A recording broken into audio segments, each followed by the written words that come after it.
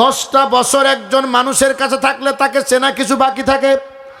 আল্লাহর নবী সাল্লাল্লাহু আলাইহি সাল্লামকে প্রশ্ন করা হলো এবং আনাস বিন মালিক সম্পর্কে জিজ্ঞাসা করা হলো। আনাস বিন মালিককে বলা হলো, বলো তো দেখি আল্লাহর নবী এই 10টা বছরে তোমার দ্বারা কিরকম খেদমত পেয়েছেন।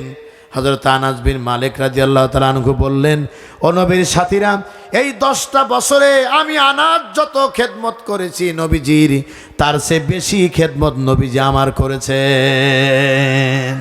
আল্লাহু আকবার কাবীরা, আল্লাহু আকবার কাবীরা। সংগ্রামী ভাইয়ের আমার, শুধু তাই নয়, এক নেতার কাছে আরেকজন থাকলে তার চরিত্র সম্পর্কে জেনে যায়, তার চরিত্র সম্পর্কে বুঝতে পারে, তার ভালো মন্দ জেনে তারে সম্মান করে। হযরত আবু বকর বিশ্বনবী সাল্লাল্লাহু আলাইহি সাল্লামের সাথে থাকতেন। হযরত আবু বকর নবীজির সাথে থেকে নবীজির ভালোবাসায় 3টা জিনিস দিতে চেয়েছিলেন। বলেছিলেন, ওগো আল্লাহর নবী, আমার মন চায় সারাক্ষণ এই 2টা চোখ দিয়ে আমি আপনার দিকে তাকায় থাকি, আপনাকে দেখে আমার তৃপ্তি মেটে না। সুবহানাল্লাহ বললেন না? আপনাকে দেখে আমার তৃপ্তি মেটে না, আমার মন চায় আমি সারাক্ষণ আপনার দিকে তাকায় থাকি। এত সুন্দর চেহারার নবীকে না দেখে আমার কলজা ভরে না। দ্বিতীয় নম্বর হলো, হুজুর, আমার জাগতিক সম্পদ বলতে যা বুঝায়, যত সম্পদ আছে এই সম্পদগুলো আমি আপনার নামে লিখে দেই। বলেন সুবহানাল্লাহ। 3 নম্বর হলো, হুজুর, আপনি যখন বাহিরে থাকেন আমি যতটুকু পারি সেবা করি, যখন ঘরের ভিতর চলে যান তখন আমার টেনশন হয় আপনি আসলে কি করেন, আপনার সেবা ঠিক মতো হয় কিনা। যদি কিছু মনে না করেন তাহলে আমার কলিজার টুকরো মেয়েগুলোকে আমি আপনার জন্য দিয়ে দিতে চাই। তারা আজ খেদমত করবে, তারা সেবা করবে। বন্ধুর সঙ্গে এই কথা বিনিময় হলো। সংগ্রামী ভাইয়ের আমার, এই 3টা গ্রুপ বর্তমানে ইসলাম দেখতে পারে না। কথা বলেন। যারা মুসলমান তারা উত্তর দেন। এই 3টা জিনিসই বর্তমানেও মুসলমানদের ইসলাম ধর্মের প্রতিষ্ঠা হওয়ার পিছনে বড় অন্তরায়।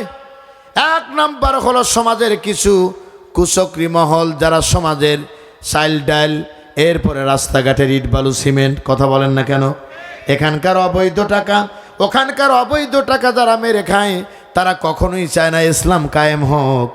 আর কিছু আলেমও চায় না যে আমরা এই দুনিয়ায় থাকতে আমাদের এই দুঃচরিত্র আলেম হয়ে অন্য আলেম বলে দিক, এই জন্য তারাও চায় না ইসলাম কায়েম হোক।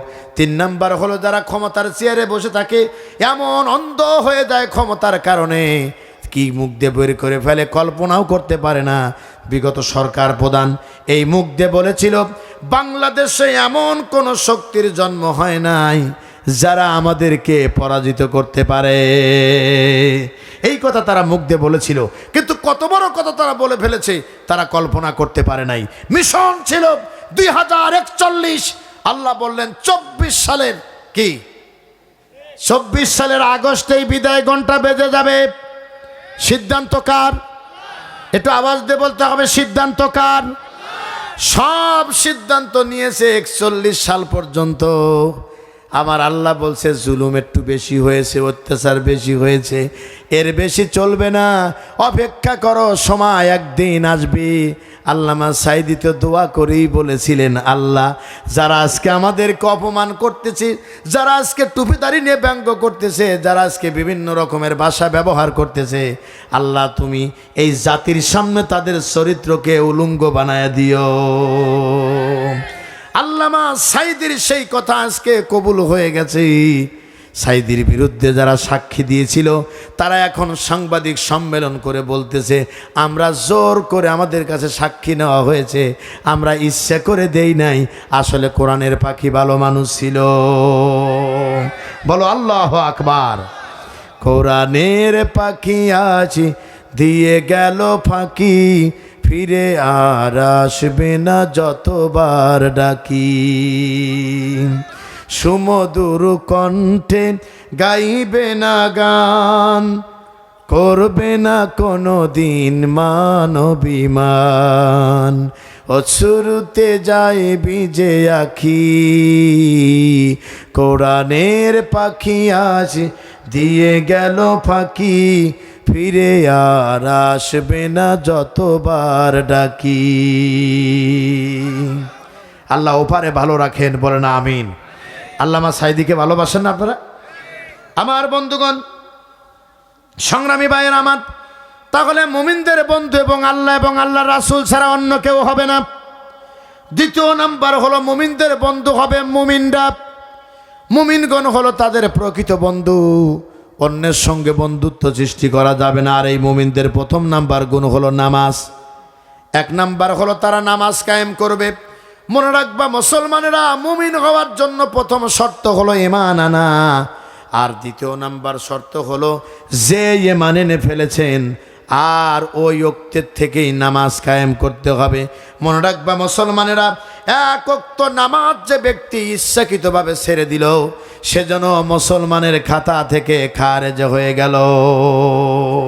নামাজ নামাজ মুসলমানরা নামাজ, সেই নামাজ যেন হয় আন্তরিকতা নিয়ে, অত্যন্ত সৌহার্দ্যপূর্ণ কি সিস্টেম এবং পদ্ধতিতে, যা দেখিয়ে গিয়েছেন আমার আপনার নবী, বিশ্ব নবী জনাবে মুহাম্মদুর রাসূলুল্লাহ, পড়েন সাল্লাল্লাহু আলাইহি ওয়াসাল্লাম।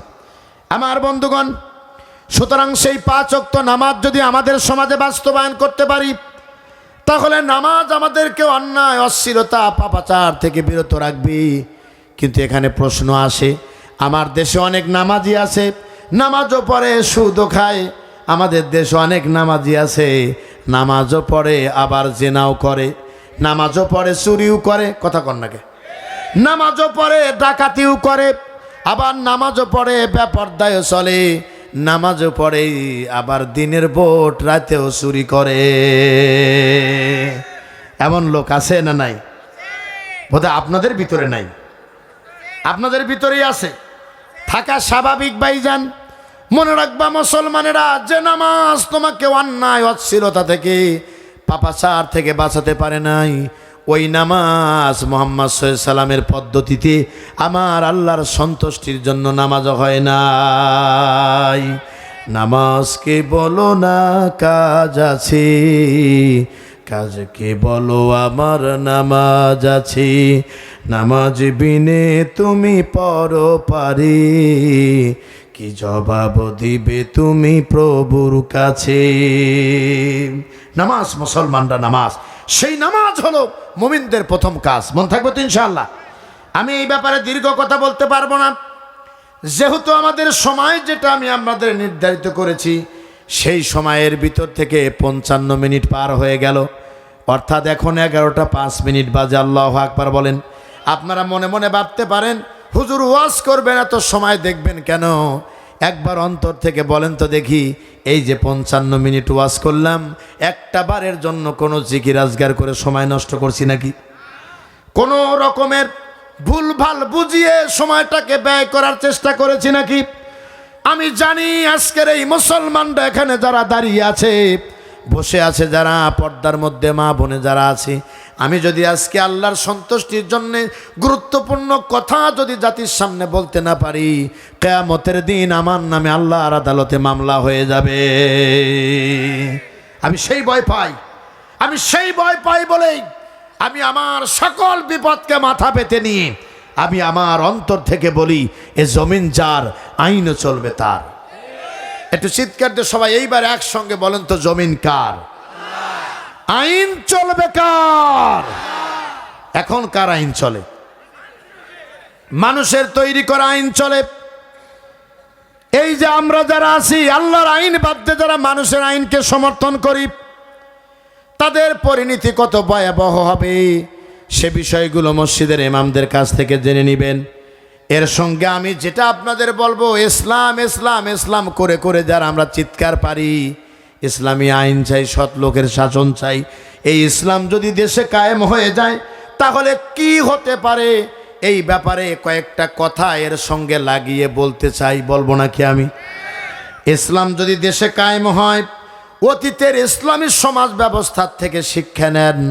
হযরতে আলী রাদিয়াল্লাহু তাআলা আনহু একদিন রাষ্ট্রের কাজ করতেছেন, মোমবাতি লাগায়া, এদিকে তাকান, কি বাতি লাগায়া? মোমবাতি লাগায়া কাজ করতেছেন। এমন সময় তার এক বন্ধু গিয়ে হাজির হয়ে গেছে, কাছে বসলেন, কোনো কথা বললেন না, সালাম দিয়ে বসে আছেন। কাজ শেষ হলো, মোমবাতিটা হাতে নিয়ে ফু দিয়ে নিভিয়ে দিয়ে পাশে থাকা আর একটা মোমবাতি লাগালেন। এবার বন্ধু ডেকে বললেন, আলী রে, একই রকমের মোমবাতি, এটা নিভিয়ে দিলে আর একটা জ্বালিয়ে দিলে কারণটা কি? বলে, জ্বালিয়ে দে আর নিভিয়ে দে, তার ভিতরে কারণ হলো, প্রথম যেটা জ্বালানো ছিল এইটা ছিল রাষ্ট্রের টাকা দিয়ে কেনা। যখন আমি রাষ্ট্রের কাজ করতেছিলাম তখন এই বাতি লাগিয়েছিলাম, আর যেটা আমি আবার নতুন করে লাগালাম, এখন আমি তোমার সঙ্গে ব্যক্তিগত আলাপ করব বলে এটা আমার নিজের বেতনের টাকা দিয়ে ক্রয় করেছি। বলেন তো দেখি, এই যদি হয় সমাজের রাষ্ট্রপ্রধানের চরিত্র, এরকম ইসলাম সমাজ যদি কায়েম হয়ে যায়, বলেন তো দেখি আর রাস্তাঘাটে কেউ না খেয়ে পড়ে থাকার সম্ভাবনা আছে নাকি? বাংলাদেশের ইতিহাসে আমি আপনাদের প্রায় 62 জেলার ইতিহাস বলে গেলাম। বাংলাদেশের ইতিহাসে এমনও রাস্তায় গিয়েছি বিগত 16 বছরে একটা ইট বালি কিছুই পড়ে নাই। জিজ্ঞাসা করেছি, ভাই এগুলো কি বাজেট হয় না? বলে, উপজেলা থেকেই বাতিল হয়ে যায়, সব বড় বড় এতিমরা খেয়ে ফেলে। কথা বলেন না কেন? সব বড় বড় এতিমরা খেয়ে ফেলে। আর বছর শেষে একটা ওমরায় যায় ছবি উঠায়, দেখো আমার নেতা কত চরিত্রবান, আল্লাহর ঘরে যায় কান্না করতেছে। কথা কন না? কাবা শরীফের ইমামের পিছে থেকে দাঁড়িয়ে থাকে, রমজানে ওমরায় যায় আর খেজুরের সিন্ডিকেট করে দিয়া ওমরায় যায়, ওখানে যায় ইফতার করে। বাংলাদেশের গরিব মানুষ 200 টাকার খেজুর 600 টাকায় কিনে খায়। এরকম ব্যবসায়িক আছে না নাই? অনেক ব্যবসায়িক এরকম আছে, 300 টাকার পাঞ্জাবিতে একটা শূন্য লাগাই দিছে, 3000 টাকা দাম দিয়ে তসবি নিয়ে বসে আছে, 20 রকমের ইফতারি সামনে নিয়ে বসে আছে, সারাদিন মানুষকে ধোঁকা দিছে। আল্লাহ পাক ডেকে বলেছেন, এই পৃথিবীতে যারা মানুষকে ধোঁকা দিবে, কিয়ামতের দিন পিছনে একটা পতাকা লাগানো থাকবে, এদিকে তাকান, পিছনে একটা পতাকা থাকবে কিয়ামতের দিন, আর এই পতাকায় লেখা থাকবে বিশ্বাসঘাতক। এই বিশ্বাসঘাতক মানুষগুলোকে বিশ্বাস করে যারা কথা বলেছে, মনে রাখবা মুসলমানেরা, আমরা আল্লাহর দেওয়া বিধান মানার জন্য অঙ্গীকার করেছিলাম রূহ জগতে, আর এখন এসে আমরা আল্লাহর বিধান মানি না, নিজেরাই মানুষের তৈরি করা আইন বানিয়েছি। মনে রাখবা, আল্লাহ ধরে ধরে ধরে না, ধরলে কিন্তু আল্লাহ ছেড়ে দেয় না। হুঁশিয়ার হয়ে কথার জবাব দিবা, আর এই মুখ দিয়ে কথা বলার আগে চারদিকে বিবেচনা করে বলবা, কারণ তোমার এই মুখের কথা একদিন তোমার জন্য কাল হয়ে দাঁড়াতে পারে। আমার বন্ধুগণ, কষ্ট হয়ে গেছে আপনাদের? একটু জিকির করেন, লা ইলাহা। 1 ঘন্টা হয়ে গেছে, তাহলে কালেকশন করবেন একটু বলেন, 10 মিনিট 15 মিনিট আর একজন করবেন, লা ইলাহা ইল্লাল্লাহু মুহাম্মাদুর রাসূলুল্লাহ। এই মাইকেলা ভাই, আমার কানে সাউন্ড আসতেছে না, একটু সাউন্ড দাও না। ঠিকই তো আছে, একটু সাউন্ড দাও। আমার ভাইরা, আমি 1 ঘন্টা কথা বলেছি, আপনারা কি বিরক্ত হয়ে গেছেন? রাগ কিছু লোকের তো হয়েছেই না, কিছু লোকের রাগ হবেই, নাইলে কি হয়? আমাদের দেশে শোনেন, আমাদের দেশে এমন একটা সমাজ, যে সমাজে কেউ চুরি করলে তাকে চোর বলা যায় না। চোর বলা যায়, আবার ঘুষ যদি খায় কেউ, তাকে ঘুষখোর বলা যায় না, আল্লাহর ওলি বলতে হবে। সুদ খেলে তাকে সুদখোর বলা যায় না, তাকে বলতে হবে এ লোকটা দানশীল। ঠিক কিনা বলেন? অনুরূপভাবে কোনো বেপরদা নারী যদি রাস্তায় হেঁটে যায়, তাকে বেপরদা নারী বলা যাবে না, বললে বলবে হুজুরের চোখ খারাপ। না, আমি চা খাবো না, তো দরকার নেই, যান চাটা নিয়ে আপনি খাই ফেলে দেন, নষ্ট হয়ে যাবে। আমার বন্ধুগণ, ইসলামী সমাজ ব্যবস্থার কথা বলতেছিলাম। আল্লাহ পাক ডেকে বলেছেন, ইমানদারদের প্রথম কাজ হলো তারা নামাজ কায়েম করবে, 2 নাম্বার হলো তারা যাকাত আদায় করবে, আর 3 নাম্বার হলো যদি মুমিন হয়, সেই মুমিনের কাজ হলো আল্লাহ পাক ডেকে বলেছেন অহুম রাকিউন, তারা আল্লাহ ছাড়া কারোর কাছে এ মাথাকে নত করবে না। বলেন ঠিক কিনা? এ মাথা কি আল্লাহ ছাড়া কারোর কাছে নত হবে? এ মাথা আল্লাহ ছাড়া কারোর কাছে নত হবে না। একটু হাত উঠায় দেখেন, আল্লাহু আকবার। ভিতরে দেখেন অনেকে হাত উঠায় নাই, তার কারণ আমরা অনেকেই আছি মাজারে সেজদা করি, হাত নামান। আবার পীর সাহেবের পায়ে সেজদা করি। একটা কথা সব সময় মনে রাখবেন, এই মাথা কিন্তু আল্লাহ রাব্বুল আলামিন একমাত্র তাকেই সেজদা করার জন্য তৈরি করেছেন। পৃথিবীর কাউকে সেজদা করার জন্য আল্লাহ মাথা তৈরি করে নাই। এই মাথা দিয়ে প্রতিদিন মাটিতে তুমি সেজদা করো, আর ওই সেজদা দিয়ে এই মাথাকে কলম বানিয়ে ওই জমিনটাকে খাতা বানিয়ে তুমি লিখে দাও, আল্লাহ তোমার মতো এত বড় ইলাহ আর কেউ নাই। বলেন ঠিক কিনা? এ কথা তুমি লিখে দাও প্রতিদিন। সুতরাং এই মাথা কারো কাছে নত করা যাবে না। 4টা কাজ তারা পার্লামেন্টে যা প্রথমে করবে। বলেন কয়টা? আরো জোরে বলেন কয়টা? 1 নাম্বার হলো তারা গিয়েই নামাজ কায়েম করবে। রাষ্ট্রীয়ভাবে ঘোষণা হবে নামাজ নামাজ নামাজ, মুসলমানরা নামাজ। পার্লামেন্টে ঘোষণা হবে নামাজ, নামাজ। এই ঘোষণা হওয়ার পরে স্পিকার ইমাম হবে, আর এমপি মন্ত্রীরা মুসল্লি হবে। বিশ্ববিদ্যালয়গুলো তাদের অধ্যক্ষ, বিশ্ববিদ্যালয়ের ভাইস চ্যান্সেলর, এনারা সব হয়ে যাবেন কি? বিসিরা তারা হয়ে যাবেন ইমাম। থানায় ওসি সাহেব হবেন ইমাম। এরপরে এসপি অফিসে এসপি সাহেব ইমাম। সব জায়গায় যদি এরকম ইমাম যদি হয়ে যায়, বলেন তো দেখি আর জুতা চুরি করার মানুষ পাওয়া যাবে নাকি? জুতা চুরির আর কোনো ভয় থাকবে না। আর বাংলাদেশের বুকে আমরা ওয়াজ করে করে আজ পর্যন্ত জুতা চুরি আমরা বন্ধ করতে পারি নাই। মসজিদের ইমাম আমরা দেখি উনি খুতবার পাশাপাশি জুতো ধরে নিয়ে সামনে চলে যায়। জিজ্ঞাসা করা হয়, হুজুর জুতো কেন আপনার হাতে? কয় জুতো থাকবে না মানে সারাক্ষণ মন বাইরে থাকবে, নামাজের লোকমা পড়ে যেতে পারে। আজ পর্যন্ত জুতা চুরি আমরা বন্ধ করতে পারি নাই।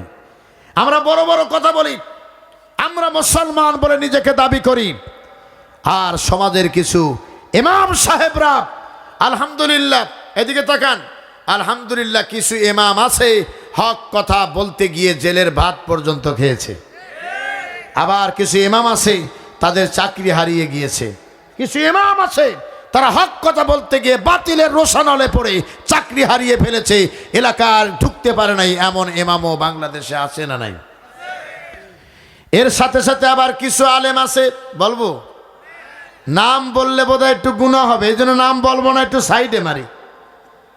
কিছু ইমাম আছে আবার বাতিল পঞ্চিতের পাঁচ আটা গোলাম। ওরা দেখবেন সুন্দর করে করে পান খায় আর ঘোরে আর বলে হুজুর যা ওয়াজ করছে এগুলো রাজনীতির ওয়াজ, এগুলো কোরআনে নাই। আবার ওয়াজে মাঝে মধ্যে আপনারা যা নিয়মিত শ্রোতা, আমার অনলাইনে যারা বক্তব্য শোনেন, আমি একটা কথা সব সময় বলি, আদম সন্তানের কিছু কর্মকাণ্ড দেখে শয়তান হয়তো আফসোস করে বলে আগে জানলে তোরে মুরিদ বানাতাম না। তার কারণ তোর কাজ আর আমি শয়তানের কাজের ভিতরে কোনো পার্থক্য নাই। তার মানে হলো আমি শয়তানের চেয়েও তুই বড় শয়তান। তার কারণ এদেশ থেকে যখন চুরি করা টাকা দিয়ে, অবৈধ টাকা দিয়ে, অবৈধ উপার্জিত অর্থ দিয়ে যখন কাবা শরীফে গেলাপ ধরে যখন আল্লাহকে হাজিরা দেয়, আর মুজদালিফায় থেকে পাথর নিয়ে যখন কঙ্কর মারে, শয়তান আফসোস করে বলে সব পাথর মারছে কোনো দুঃখ পাই নাই, কিন্তু তুই জাতিবাই হয়ে মারলি কেন? এই জন্য কষ্ট পাইছি। আমি তোরে চোর বানাইছি, আমি তোরে ডাকাত বানাইছি, আমি তোরে জেনাকার বানাইছি, আমি তোরে সুদখোর ঘুষখোর বানাইছি। কথা বলেন। আর তুই আজকে আমারে পাথর মারলি, মার, তবে তোরে উচিত শিক্ষা দিয়ে দেবা বাংলাদেশে, আগে যা। কথা কর না কে? এমন উচিত শিক্ষা দিয়েছে। হাজী সাহেব এখন হজ করে এসে রুমাল মাথায় দিয়ে ঘোরে।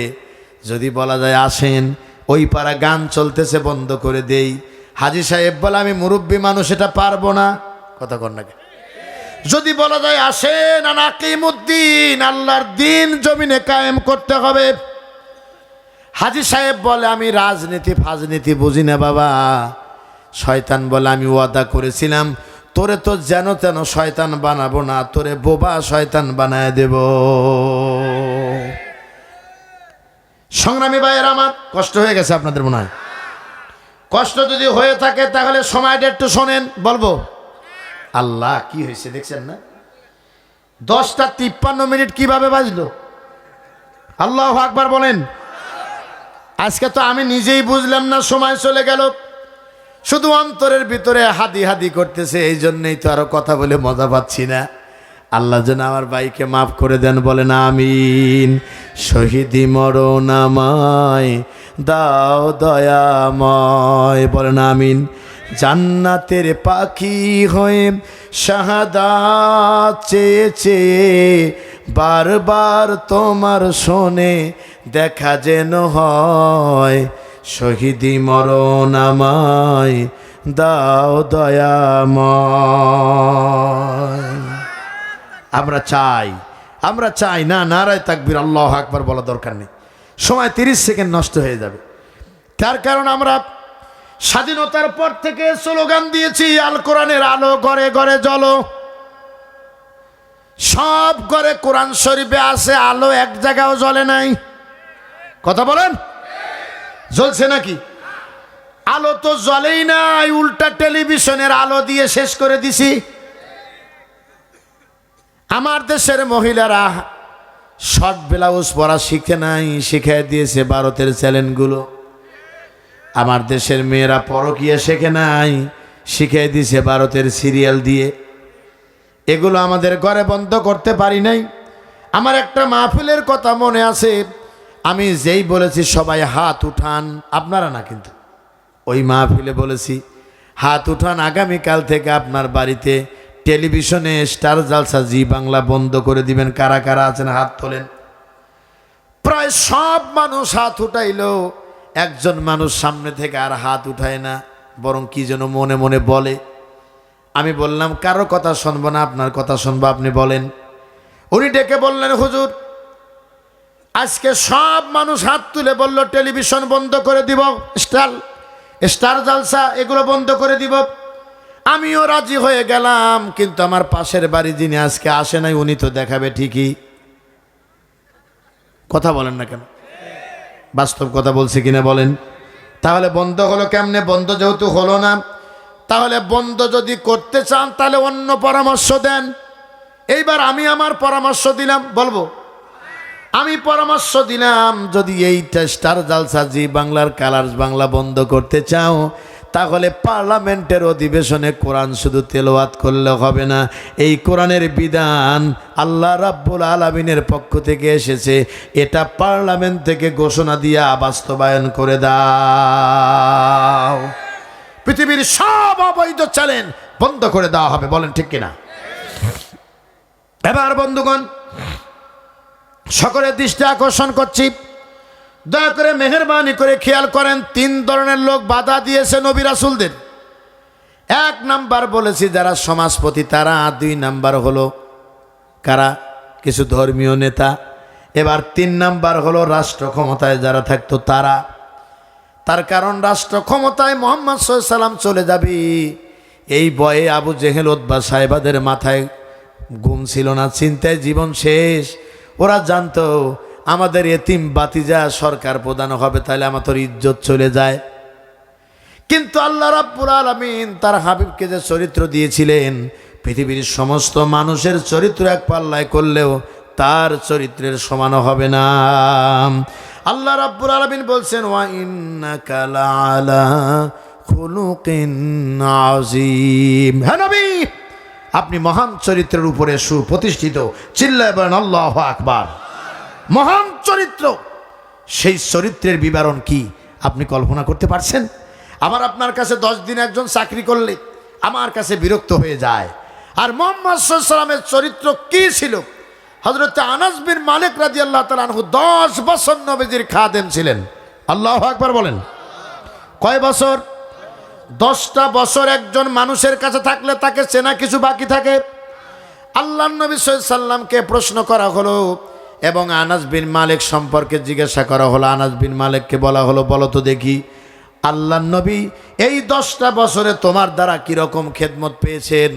হযরত আনাস বিন মালিক রাদিয়াল্লাহু তাআলা আনহু বললেন, ও নবীর সাথীরা, এই 10টা বছরে আমি আনাস যত খেদমত করেছি নবীজির, তার চেয়ে বেশি খেদমত নবীজি আমার করেছেন। আল্লাহু আকবার কাবীরা, আল্লাহু আকবার কাবীরা। সংগ্রামী ভাইয়ের আমার, শুধু তাই নয়, এক নেতার কাছে আরেকজন থাকলে তার চরিত্র সম্পর্কে জেনে যায়, তার চরিত্র সম্পর্কে বুঝতে পারে, তার ভালো মন্দ জেনে তারে সম্মান করে। হযরত আবু বকর বিশ্বনবী সাল্লাল্লাহু আলাইহি ওয়াসাল্লামের সাথে থাকতেন। হযরত আবু বকর নবীজির সাথে থেকে নবীজির ভালোবাসায় 3টা জিনিস দিতে চেয়েছিলেন। বলেছিলেন, ওগো আল্লাহর নবী, আমার মন চায় সারাক্ষণ এই 2টা চোখ দিয়ে আমি আপনার দিকে তাকায় থাকি, আপনাকে দেখে আমার তৃপ্তি মেটে না। সুবহানাল্লাহ বললেন না? আপনাকে দেখে আমার তৃপ্তি মেটে না, আমার মন চায় আমি সারাক্ষণ আপনার দিকে তাকায় থাকি। এত সুন্দর চেহারার নবীকে না দেখে আমার কলজা ভরে না। দ্বিতীয় নম্বর হলো, হুজুর, আমার জাগতিক সম্পদ বলতে যা বুঝায়, যত সম্পদ আছে এই সম্পদগুলো আমি আপনার নামে লিখে দেই। বলেন সুবহানাল্লাহ। 3 নম্বর হলো, হুজুর, আপনি যখন বাহিরে থাকেন আমি যতটুকু পারি সেবা করি, যখন ঘরের ভিতর চলে যান তখন আমার টেনশন হয় আপনি আসলে কি করেন, আপনার সেবা ঠিক মতো হয় কিনা। যদি কিছু মনে না করেন তাহলে আমার কলিজার টুকরো মেয়েগুলোকে আমি আপনার জন্য দিয়ে দিতে চাই। তারা আজ খেদমত করবে, তারা সেবা করবে। বন্ধুর সঙ্গে এই কথা বিনিময় হলো। সংগ্রামী ভাইয়ের আমার, এই 3টা গ্রুপ বর্তমানে ইসলাম দেখতে পারে না। কথা বলেন। যারা মুসলমান তারা উত্তর দেন। এই 3টা জিনিসই বর্তমানেও মুসলমানদের ইসলাম ধর্মের প্রতিষ্ঠা হওয়ার পিছনে বড় অন্তরায়। 1 নম্বর হলো সমাজের কিছু কুচক্রী মহল, যারা সমাজের চাইল ডাইল, এরপরে রাস্তাঘাটের ইট বালু সিমেন্ট, কথা বলেন না কেন, এখানকার অবৈধ টাকা, ওখানকার অবৈধ টাকা যারা মেরে খায়, তারা কখনোই চায় না ইসলাম কায়েম হোক। আর কিছু আলেমও চায় না যে আমরা এই দুনিয়ায় থাকতে আমাদের এই দুঃচরিত্র আলেম হয়ে অন্য আলেম বলে দিক, এই জন্য তারাও চায় না ইসলাম কায়েম হোক। 3 নম্বর হলো, যারা ক্ষমতার চেয়ারে বসে থাকে, এমন অন্ধ হয়ে যায় ক্ষমতার কারণে, কি মুখ দিয়ে বের করে ফেলে কল্পনাও করতে পারে না। বিগত সরকার প্রধান এই মুখ দিয়ে বলেছিল, বাংলাদেশে এমন কোন শক্তির জন্ম হয় নাই যারা আমাদেরকে পরাজিত করতে পারে। এই কথা তারা মুখ দিয়ে বলেছিল, কিন্তু কত বড় কথা তারা বলে ফেলেছে তারা কল্পনা করতে পারে নাই। মিশন ছিল 2041। আল্লাহ বললেন 24 সালের কি 24 সালের আগস্টেই বিদায় ঘন্টা বেজে যাবে। সিদ্ধান্ত কার? একটু আওয়াজ দিয়ে বলতে হবে, সিদ্ধান্ত কার? সব সিদ্ধান্ত নিয়েছে 41 সাল পর্যন্ত। আমার আল্লাহ বলছে জুলুম একটু বেশি হয়েছে, অত্যাচার বেশি হয়েছে, এর বেশি চলবে না, অপেক্ষা করো, সময় একদিন আসবে। আল্লামা সাঈদী তো দোয়া করেই বলেছিলেন, আল্লাহ যারা আজকে আমাদেরকে অপমান করতেছে, যারা আজকে টুপিদারি নিয়ে ব্যঙ্গ করতেছে, যারা আজকে বিভিন্ন রকমের ভাষা ব্যবহার করতেছে, আল্লাহ তুমি এই জাতির সামনে তাদের চরিত্রকে উলঙ্গ বানায় দিও। আল্লামা সাঈদীর সেই কথা আজকে কবুল হয়ে গেছে। সাঈদীর বিরুদ্ধে যারা সাক্ষী দিয়েছিল তারা এখন সাংবাদিক সম্মেলন করে বলতেছে, আমরা জোর করে আমাদের কাছে সাক্ষী নেওয়া হয়েছে, আমরা ইচ্ছা করে দেই নাই, আসলে কোরআনের পাখি ভালো মানুষ ছিল। বলো আল্লাহু আকবার। কোরআনের পাখি আছে দিয়ে গেল ফাঁকি, ফিরে আর আসবে না যতবার ডাকি, সুমধুর কণ্ঠে গাইবে না গান, করবে না কোনো দিন মানবিমান, অশ্রুতে যায় ভিজে আখি, কোরআনের পাখি আজ দিয়ে গেল ফাঁকি, ফিরে আর আসবে না যতবার ডাকি। আল্লাহ ওপারে ভালো রাখেন, বলেন আমিন। আল্লামা সাঈদীকে ভালোবাসেন না আপনারা? আমার বন্ধুগণ, সংগ্রামী ভাইয়ের আমার, তাহলে মুমিনদের বন্ধু এবং আল্লাহ রাসূল ছাড়া অন্য কেউ হবে না। দ্বিতীয় নাম্বার হলো মুমিনদের বন্ধু হবে মুমিনরা।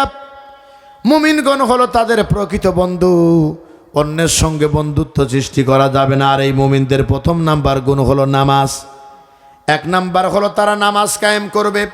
মনে রাখবা মুসলমানেরা, মুমিন হওয়ার জন্য প্রথম শর্ত হলো ঈমান আনা, আর দ্বিতীয় নাম্বার শর্ত হলো যে ঈমান এনে ফেলেছেন আর ওই ওক্তের থেকেই নামাজ কায়েম করতে হবে। মনে রাখবা মুসলমানেরা, এক ওক্ত নামাজ যে ব্যক্তি ইচ্ছাকৃতভাবে ছেড়ে দিল, সেজন্য মুসলমানের খাতা থেকে খারেজ হয়ে গেল। নামাজ নামাজ মুসলমানরা নামাজ, সেই নামাজ যেন হয় আন্তরিকতা নিয়ে, অত্যন্ত সৌহার্দ্যপূর্ণ কি সিস্টেম এবং পদ্ধতিতে, যা দেখিয়ে গিয়েছেন আমার আপনার নবী, বিশ্ব নবী জনাবে মুহাম্মদুর রাসূলুল্লাহ, পড়েন সাল্লাল্লাহু আলাইহি ওয়াসাল্লাম। আমার বন্ধুগণ, সুতরাং সেই 5 ওয়াক্ত নামাজ যদি আমাদের সমাজে বাস্তবায়ন করতে পারি, তাহলে নামাজ আমাদেরকে অন্যায়, অশ্লীলতা, পাপাচার থেকে বিরত রাখবে। কিন্তু এখানে প্রশ্ন আসে, আমার দেশে অনেক নামাজি আছে, নামাজও পড়ে, সুদও খায়। আমাদের দেশে অনেক নামাজি আছে, নামাজও পড়ে আবার জেনাও করে, নামাজও পড়ে চুরিও করে, কথা কন নাকি, নামাজও পড়ে ডাকাতিও করে, আবার নামাজও পড়ে বেপরদায়ও চলে, নামাজও পড়ে আবার দিনের ভোট রাতেও চুরি করে। এমন লোক আছে না নাই? বোধহয় আপনাদের ভিতরে নাই, আপনাদের ভিতরেই আছে, থাকা স্বাভাবিক ভাইজান। মনে রাখবা মুসলমানেরা, যে নামাজ তোমাকে অন্যায়, অশ্লীলতা থেকে, পাপাচার থেকে বাঁচাতে পারে নাই, ওই নামাজ মুহাম্মদ সাল্লাল্লাহু আলাইহি সাল্লামের পদ্ধতিতে আমার আল্লাহর সন্তুষ্টির জন্য নামাজ হয় নাই। নামাজকে বলো না কাজ আছে, কাজকে বলো আমার নামাজ আছে, নামাজ বিনে তুমি পরো পারি, কি জবাব দিবে তুমি প্রভুর কাছে। নামাজ মুসলমানরা নামাজ, সেই নামাজ হলো মুমিনদের প্রথম কাজ। মন থাকবে তো ইনশাআল্লাহ? আমি এই ব্যাপারে দীর্ঘ কথা বলতে পারবো না, যেহেতু আমাদের সময় যেটা আমি আপনাদের নির্ধারিত করেছি, সেই সময়ের ভিতর থেকে 55 মিনিট পার হয়ে গেল, অর্থাৎ এখন 11টা 5 মিনিট বাজে। আল্লাহু আকবার বলেন। আপনারা মনে মনে ভাবতে পারেন, হুজুর ওয়াজ করবেন, এত সময় দেখবেন কেন? একবার অন্তর থেকে বলেন তো দেখি, এই যে 55 মিনিট ওয়াজ করলাম, একটা বারের জন্য কোনো জিকির আজগার করে সময় নষ্ট করছি নাকি? কোনো রকমের ভুলভাল বুঝিয়ে সময়টাকে ব্যয় করার চেষ্টা করেছি নাকি? আমি জানি আজকের এই মুসলমানরা এখানে যারা দাঁড়িয়ে আছে, বসে আছে যারা, পর্দার মধ্যে মা বোনে যারা আছে, আমি যদি আজকে আল্লাহর সন্তুষ্টির জন্য গুরুত্বপূর্ণ কথা যদি জাতির সামনে বলতে না পারি, কিয়ামতের দিন আমার নামে আল্লাহর আদালতে মামলা হয়ে যাবে। আমি সেই ভয় পাই, আমি সেই ভয় পাই বলেই আমি আমার সকল বিপদকে মাথা পেতে নিয়ে আমি আমার অন্তর থেকে বলি, এ জমিন যার, আইনও চলবে তার। একটু চিৎকার দিয়ে সবাই এইবার একসঙ্গে বলেন তো, জমিন কার, আইন চলবে কার? এখন কার আইন চলে? মানুষের তৈরি করা আইন চলে। এই যে আমরা যারা আছি, আল্লাহর আইন বাদ দিয়ে যারা মানুষের আইনকে সমর্থন করি, তাদের পরিণতি কত ভয়াবহ হবে সে বিষয়গুলো মসজিদের ইমামদের কাছ থেকে জেনে নেবেন। এর সঙ্গে আমি যেটা আপনাদের বলবো, ইসলাম ইসলাম ইসলাম করে করে যারা আমরা চিৎকার পারি, ইসলামী আইন চাই, সৎ লোকের শাসন চাই, এই ইসলাম যদি দেশে কায়েম হয়ে যায় তাহলে কি হতে পারে, এই ব্যাপারে কয়েকটা কথা এর সঙ্গে লাগিয়ে বলতে চাই। বলবো নাকি আমি? ইসলাম যদি দেশে কায়েম হয়, অতীতের ইসলামী সমাজ ব্যবস্থার থেকে শিক্ষা নেন।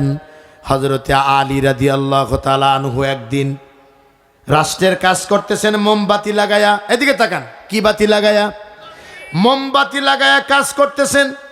এমন সময় তার এক বন্ধু গিয়ে হাজির হয়ে গেছে, কাছে বসলেন, কোনো কথা বললেন না, সালাম দিয়ে বসে আছেন। কাজ শেষ হলো, মোমবাতিটা হাতে নিয়ে ফু দিয়ে নিভিয়ে দিয়ে পাশে থাকা আর একটা মোমবাতি লাগালেন। এবার বন্ধু ডেকে বললেন, আলী রে, একই রকমের মোমবাতি, এটা নিভিয়ে দিলে আর একটা জ্বালিয়ে দিলে কারণটা কি? বলে, জ্বালিয়ে দে আর নিভিয়ে দে, তার ভিতরে কারণ হলো, প্রথম যেটা জ্বালানো ছিল এইটা ছিল রাষ্ট্রের টাকা দিয়ে কেনা। যখন আমি রাষ্ট্রের কাজ করতেছিলাম তখন এই বাতি লাগিয়েছিলাম, আর যেটা আমি আবার নতুন করে লাগালাম, এখন আমি তোমার সঙ্গে ব্যক্তিগত আলাপ করব বলে এটা আমার নিজের বেতনের টাকা দিয়ে ক্রয় করেছি।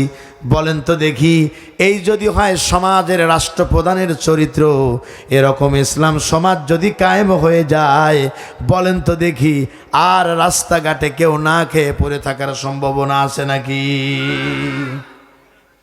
বাংলাদেশের ইতিহাসে আমি আপনাদের প্রায় 62 জেলার ইতিহাস বলে গেলাম। বাংলাদেশের ইতিহাসে এমনও রাস্তায় গিয়েছি বিগত 16 বছরে একটা ইট বালি কিছুই পড়ে নাই। জিজ্ঞাসা করেছি, ভাই এগুলো কি বাজেট হয় না? বলে, উপজেলা থেকেই বাতিল হয়ে যায়, সব বড় বড় এতিমরা খেয়ে ফেলে। কথা বলেন না কেন?